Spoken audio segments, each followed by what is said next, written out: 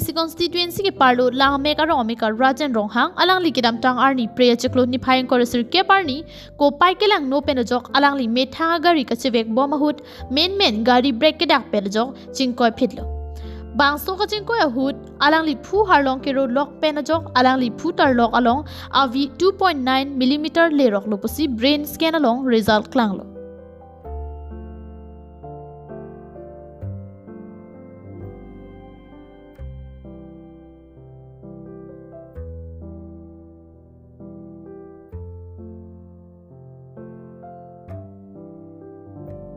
bangso jok thang tangka ka videt penajok Hamren district hospital along si nona poranta bipon kolo lasi bangso ke so kachelang pon thek ji aphan karbiang long ton mas council CM Dr. Tuliram Ronghang la pen so cheng constituency MSc het sing rong phar atum nang rap thapusi ninga klong pen kachuning ri padopon then long so hujai da này một nay đâm lo thì khi bên sự kiện này nó cho rồi cho luôn đang lo nữa mà nó operation này rồi thì cái chuyện hành động của mình cái person con làm những số đun person từ Nepal thì người dân cần của mình luôn là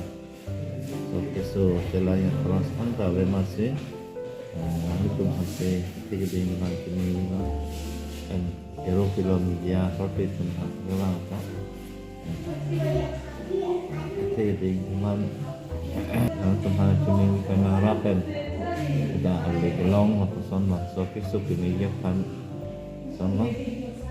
teman ming kepar rapo kusu kopi kere accident nona operation ko da ka bang ke claim ni ya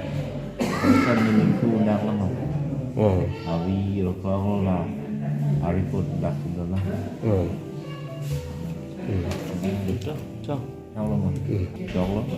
20.9 mm. Avilu chok lah. Kalau long chok mana person ni ke doktor tu. Kalau person dia kan akal kali ya Allah. Kuan no tangka nangi bagai. Tangka bagai ni lapan tu ini.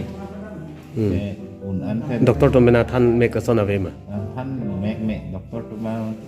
than ke. Aku masuk so korsa dam jadi sedang tu langsung korsa kelong dia kan yang lagi minit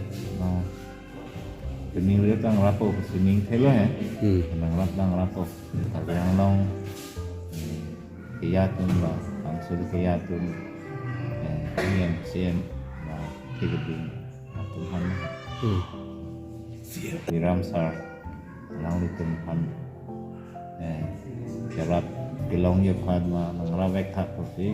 ni hin ban chiming ri la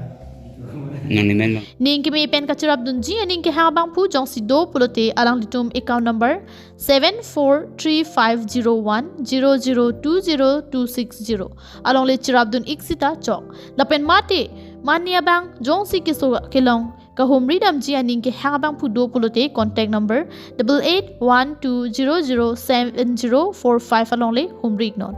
Hamren Pen Chandra Singh Ronghang report KTV News